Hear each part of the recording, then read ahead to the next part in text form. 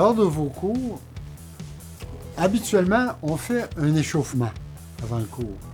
Alors, moi, je conseille d'axer beaucoup votre échauffement sur la marche. Je vais vous expliquer pourquoi. C'est que graduellement, lorsque les gens vieillissent, alors vous vous retrouvez avec des personnes âgées, les gens ont tendance à baisser la tête. Et lorsqu'on descend, on baisse la tête, tout le poids de notre corps s'en va vers l'avant.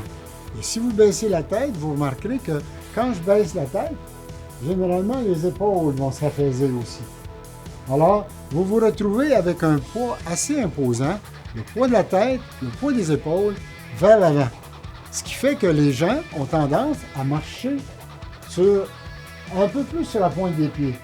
Et c'est le phénomène, quand on parle de traîner les pieds, les gens vont plutôt marcher en traînant les pieds parce que leur poids est sur la pointe du pied et non pas sur le pied au complet.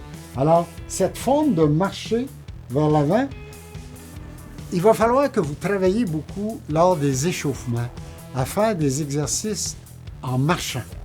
Vous allez faire toutes sortes d'exercices qui consistent à marcher autour du dojo de différentes façons, soit en zigzag, en vous déplaçant d'un côté ou de l'autre, soit ça peut être en soutien, de toute forme, mais vous insistez absolument pour que les gens marchent droit. On a tendance à laisser la tête vers l'avant et on marche à petits pas. Alors il faut retrouver cette marche standard où j'attaque la marche talon avant tout, talon, plante, orteil.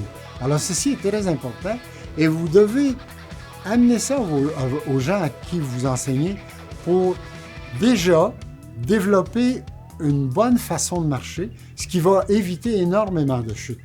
Alors c'était très important lors de vos échauffements de pratiquer ces exercices. Et si vous avez l'occasion, au bout du dojo, moi, je plaçais une chaise pour que les gens, une fois qu'ils ont fait un tour de dojo, puissent aller s'asseoir sur leur chaise et se relever. Parce qu'il y a beaucoup de chutes qui se présentent lorsque les gens s'assoient sur une chaise. Et c'est une chose à pratiquer. Pratiquer comment bien s'asseoir et pratiquer comment se relever et pouvoir faire plusieurs tours de dojo en marchant de différentes formes, de différentes façons. Je vous avais mentionné que les gens ont tendance à marcher souvent, lorsqu'ils vieillissent, ont tendance à marcher avec les épaules voûtées et la tête vers l'avant. Alors, vous pouvez aider vos clients en leur mentionnant tout simplement de tourner les paumes des mains vers l'avant et vous allez voir que les épaules sont remontées et tout le corps est redressé. Alors que si je tourne les paumes vers l'arrière, tout mon corps s'affaisse. C'est important. Il ne s'agit pas de marcher dans la rue les mains de cette façon, mais marcher de temps en temps, par exemple dans votre échauffement, lors des débuts de votre cours, où vous marchez autour du dojo, cette situation-là peut faire en sorte qu'on se souvient, que le corps s'habitue à marcher droit. Soit comme ça, vous remarquerez comment tout mon corps est droit, et quand je tourne mes mains vers l'arrière, tout mon corps s'affaisse vers l'avant. Alors c'est important de développer ou de garder cette forme de marche droite, garder la tête droite sur les épaules. Cette situation peut vous aider.